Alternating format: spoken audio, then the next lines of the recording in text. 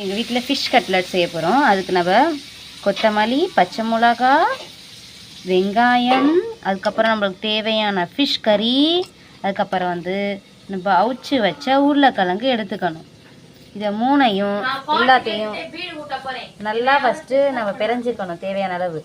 அதுக்கு கொஞ்சம் மிளகாப்பொடி நீங்கள் சேர்த்துக்கோங்க, தேவையான அளவு உப்பு போட்டுக்கோங்க. ஆமாம் போட்டுக்கோங்க. ஃபஸ்ட்டு நல்லா எல்லாத்தையும் பிசையணும். அதுக்கப்புறம் நம்மளுக்கு தேவையான ஷேப்பில் ஃபஸ்ட்டு நம்ம உருட்டிக்கணும்.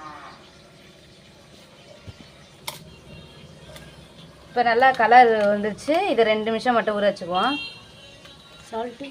சால்ட்டெல்லாம் போட்டாச்சு, தேவையான அளவு சால்ட்டு போட்டாங்க, அவ்வளோதான். Okay bye. நாங்கள் போட்டு ஹாய் ஃப்ரெண்ட்ஸ், இந்த மாதிரி ஷேப்பில் தட்டிக்கோங்க. எங்கள் வீட்டு குட்டீஸ்க்கு இந்த மாதிரி ஷேப் தான் ரொம்ப பிடிக்கும்.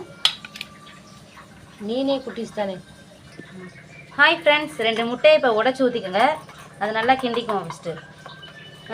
இப்போ கிண்டியாச்சு, நல்லா கிண்டு, மஞ்சள் கலங்குற அளவுக்கு.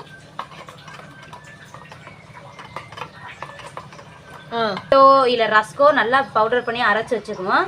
இப்போ என்ன பண்ணணுமா, இதை ஒன்று எடுத்து இதில் இப்படி டிப் பண்ணி இதில் பண்ணி நம்ம பொரிச்சு எடுத்தால் சுவையான மீன் கட்லட் ரெடி. நான் பொரிச்சு எடுத்துகிட்டு சொல்கிறேன். இப்போ நம்ம பொரிச்சுக்கிட்டாச்சு, வாங்க சாப்பிட்டு பார்க்கலாம். இந்த பாருங்கள், நல்ல கிரிஸ்பியாக சூப்பராக வந்திருக்கு. சூப்பர். ரெண்டாவோட பாருங்கள், சூப்பராக வெந்திருக்கு நல்லாவே. வாங்க சாப்பிட்டு பார்க்கலாம். சூப்பராக ஃப்ரெண்ட்ஸ்.